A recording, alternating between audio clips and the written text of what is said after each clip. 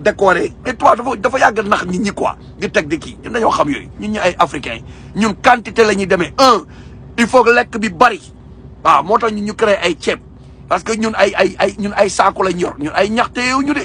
waaw ay ceeb yu wóor ngay teg ay yàpp yu doy waaw te loolu Sénégal la ko mën a amee donc tey ko am sa kër saa yi sa biir kër da nga am sa yaram sa waaye Bamba wax la ak ñoom ceeba dof waaye yow ñun yooyu la ñuy doon te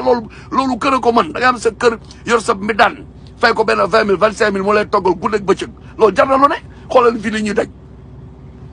di daw bay bëgg a dee ci àll bi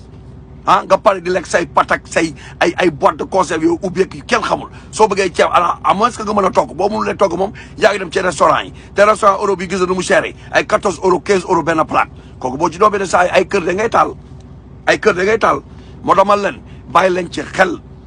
gars yaa ngi tabax ay kër ñëpp a ngi koy tabax ñëpp a ngi ci yeew